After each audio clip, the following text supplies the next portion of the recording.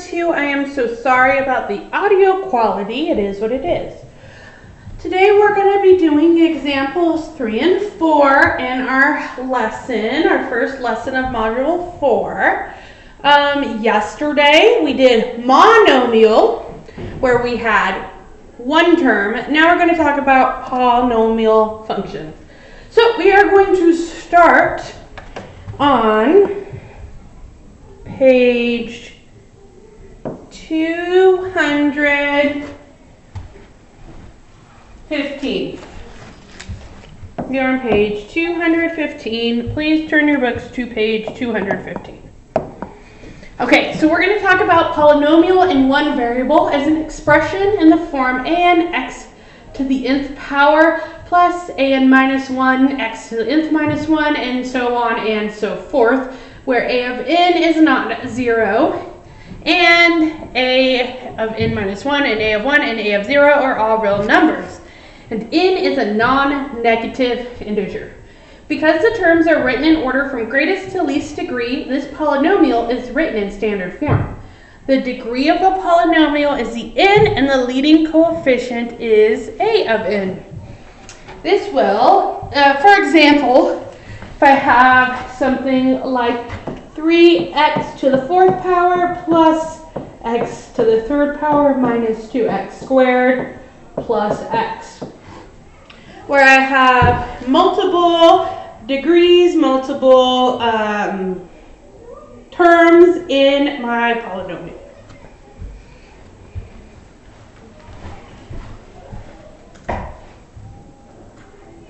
A polynomial function is a continuous function that can be described by a polynomial equation in one variable. So if I just said, for my previous example, f of x equals this.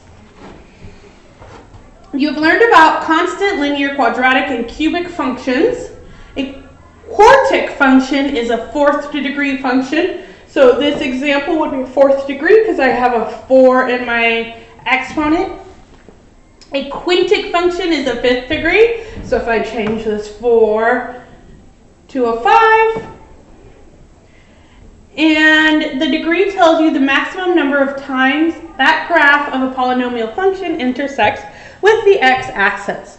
So for a quartic function, it would go at most 5 times. For a quintic, it would go at most 6 times. It tells you the maximum, it doesn't tell you the minimum.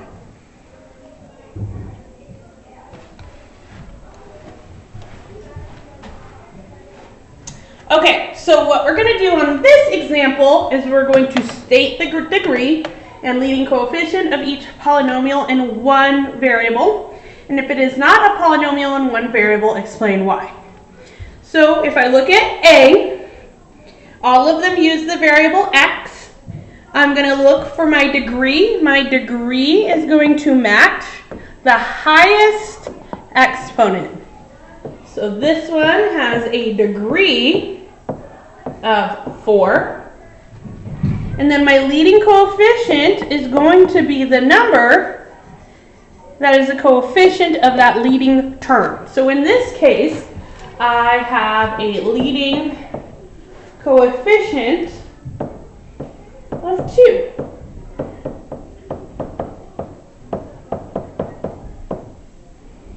Okay, on the next one, my highest degree is 3. That's my highest exponent. So this one has a degree of 3. And a leading coefficient is the coefficient of that term, which in this case is 7. Okay, on number 4, I can see that while most of my variables are x, I have, actually not most of them, I have 2 y's. So that means that this is not a polynomial in one variable because there are 2 variables. So we don't have to do that one. D, I have all x's. My degree is going to be my highest exponent. So I have a degree of 5. And I am going to use my coefficient. Remember, if there's nothing there, it's going to be 1.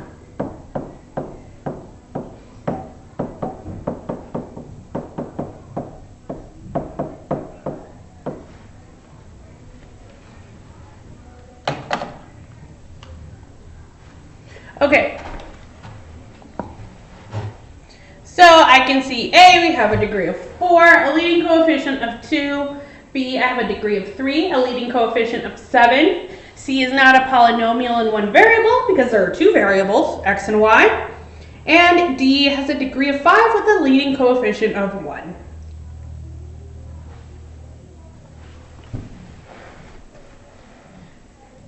Okay, Jameson says the leading coefficient of 4x squared minus 3 plus 2x cubed minus x is 4. Do you agree or disagree? I'd like you to talk to a partner about this and pause the video for a few minutes while you discuss. Okay, we will come back together in 3, 2, 1. So, for this one, I'm going to rewrite it in standard order. So I'm going to take the highest and put that first, the highest degree, the second, the third, and then my constant. This has a leading coefficient of 2. Remember, the leading coefficient is always going to be on the term with the highest degree. Okay, here is your check. I want you to find the degree and leading coefficient of 11x cubed plus 5x minus 7x minus 6 over x. Go ahead and pause this video now and give the students 5 minutes to do this problem. Okay, we're going to come back in 3, 2, 1. D is the correct answer. It is not a polynomial in one variable. The term 6 over x has a variable with an exponent of less than 0. So I'm going to remind you of our exponent rules. 1 over x is equivalent to x to the negative 1 power. So if I have x on the bottom of a fraction, it is not going to be a polynomial in one variable because it has less than 0 as one of the exponents.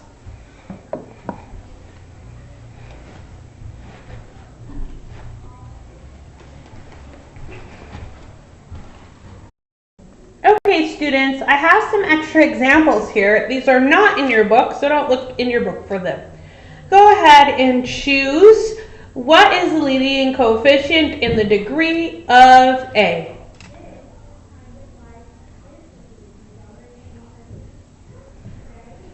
So I can see that the highest exponent is 4, so it has a degree of 4, and the leading coefficient would be 6. There is only one variable in here, so A should be the correct answer. Excellent. Let's look at B. Go ahead now. Which answer do you think tells me the degree and the leading coefficient?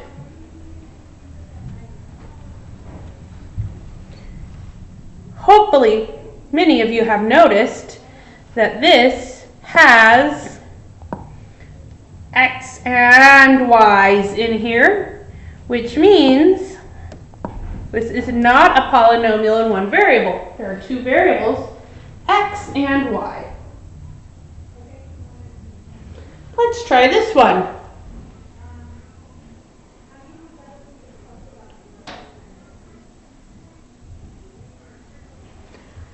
So this has a leading degree of 4 and its coefficient is 7 because the 7 is the one that is in the beginning of that term of the 4th degree. Okay, here's our last extra practice.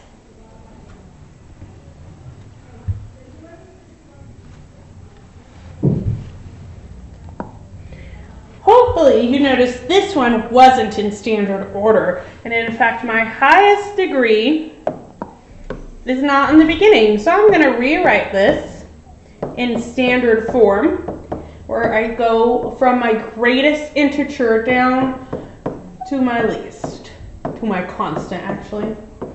That tells me that it has a degree of 5 and a coefficient of 1.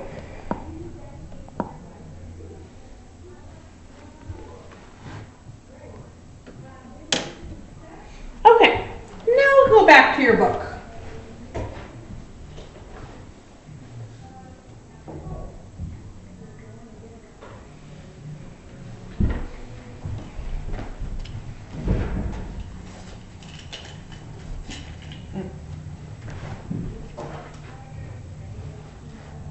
Okay, example 4.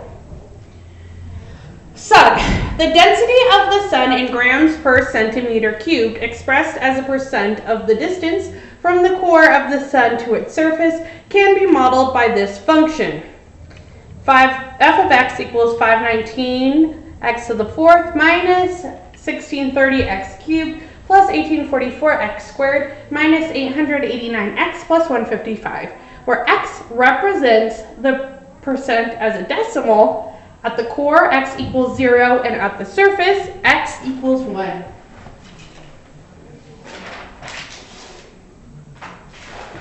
We are going to evaluate this function, and then we're going to graph it.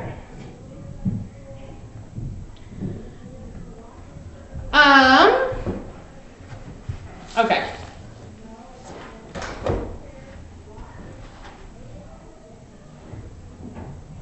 So, for this one, part A, they want us to go ahead and look at 60% density. So I'm going to remember that 60% written as a decimal is 0.6. So I'm going to go ahead and put 0.6 in for each of my x's. You may then use a calculator to evaluate that. And here is what you would get for the answer.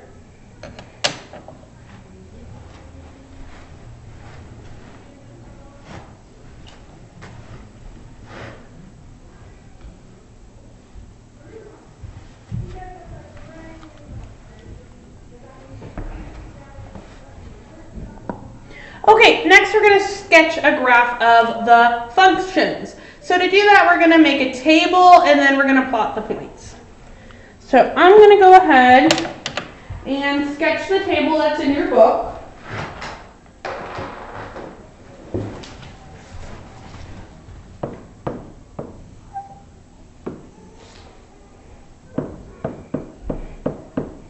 Okay, so we're going to go from a 10% density all the way to a 90% density.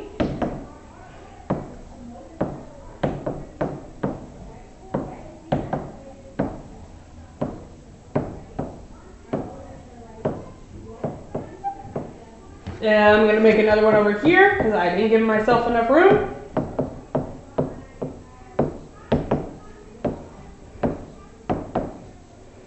Okay, and what I'm going to show you is using not this time, instead of using the graphing calculator on Desmos, we are going to use the scientific calculator.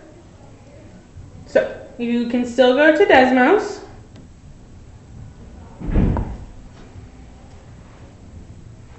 And we're going to open the scientific calculator. Now, if you go to Desmos.com, you're just going to select the scientific calculator.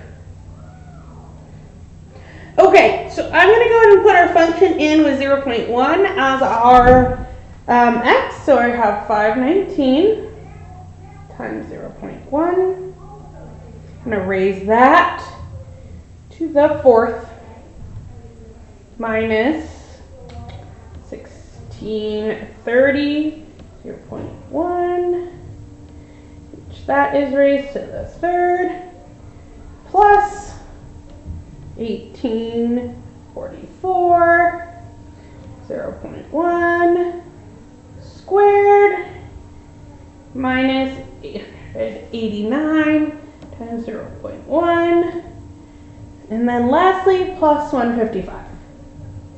Okay, so let's go here. So for 0.1, my point is going to be 82.9619. Okay, then here's a fun, quick thing. I just want to switch all the 0.1s to 0.2. So I can go in, just do this.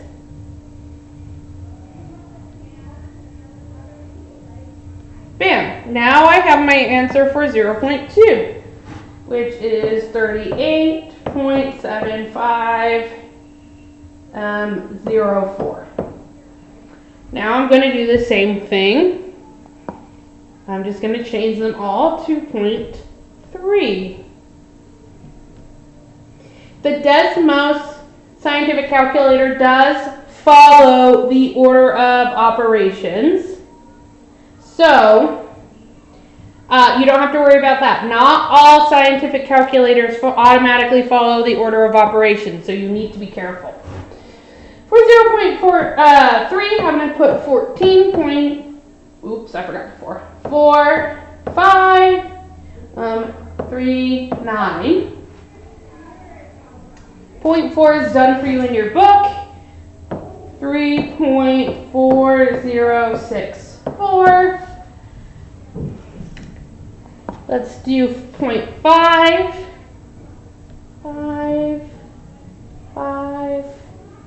5. Okay. I get 0.1875. Oh, there is no 6. Whoops. 0.7 is done for you. Oh, because we did 6 together. That's why it's not there. Okay, let's do 8.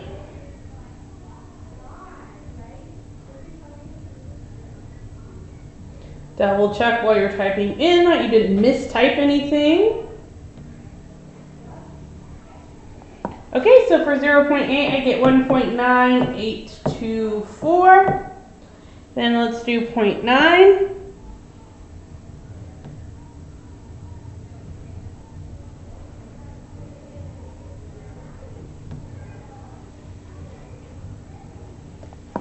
For 9, I get 0.7859.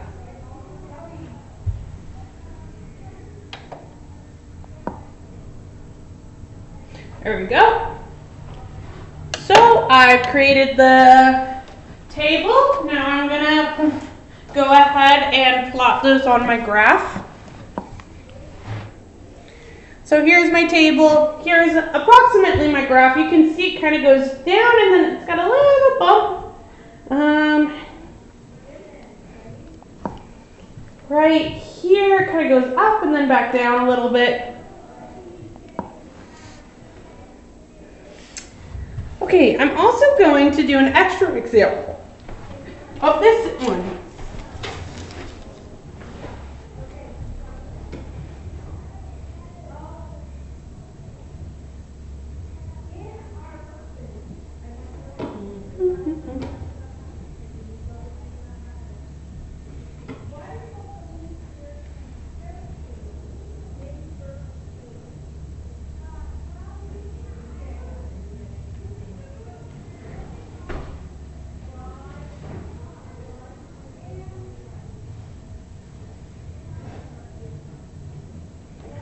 Okay, I have a population of bacteria modeled by this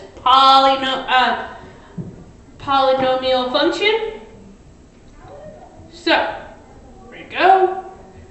Let's shrink you just a little bit. So what we're going to do is we're going to find the population of bacteria after 3 days. let's bring back up my calculator. And how do I shrink it? Like this.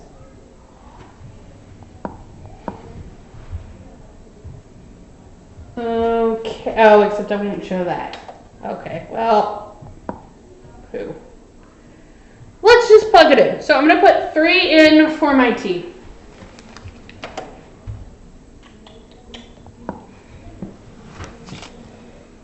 Okay, so 1,000 minus 19.75 times 3 plus 20 times 3 squared minus 1/3 times 3 cubed.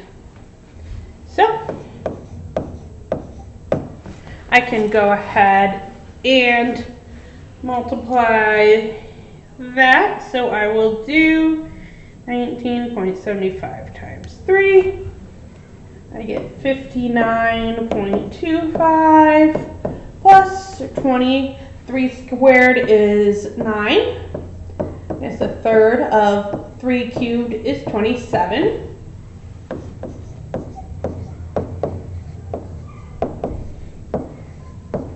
$20 times 9 is 180. 1/3 of 27 is 9. So I'll do 1,000 minus 59.25 plus 180 minus 9.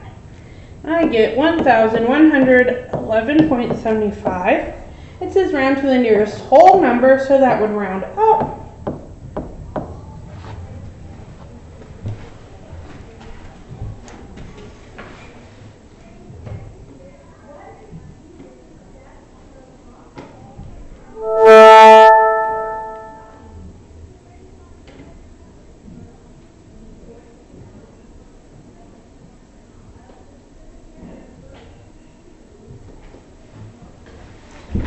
Okay, so actually that gives us 1 point. We would have this as one of our points.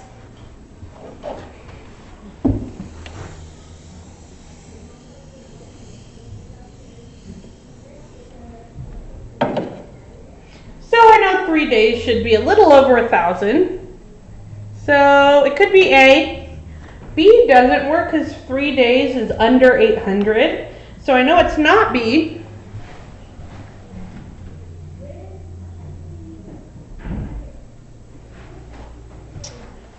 It could be C. And I know it's not D because that also puts it under 800. So I'm looking at C and I'm looking at A.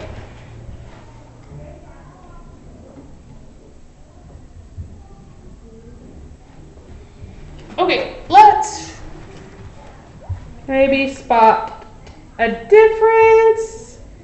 6 I have here. That's about the same. 5 looks about the same. Oh, I see the difference. Maybe you saw way before me and you're like, Miss Fair, what are you doing? Oh my gosh. This says these are days, and this is number of bacteria. But in fact, I know it ought to be C because the opposite is true.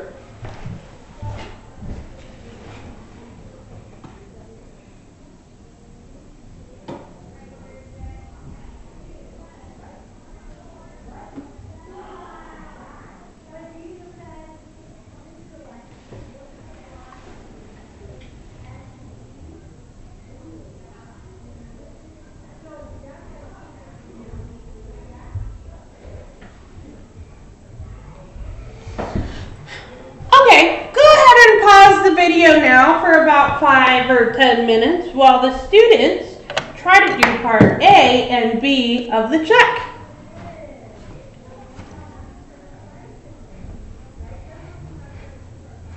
Okay, so to help predict heart attacks, doctors can inject a concentration of dye in a vein near the heart to measure the cardiac output in patients. In a normal heart, the change in the concentration of dye can be modeled by this function, where X is the time in seconds. This is what they had to do to my dad when his heart stopped. So they want to find the concentration after 5 seconds. You should be putting 5 in for X. And then part B, it's time to select the graph. So for part A, you should have gotten 21.375 seconds. Remember, it did not ask you to round. Be careful in your homework. If it doesn't ask you to round, don't round. And A is going to be the correct function. Okay, students, that's it for this lesson.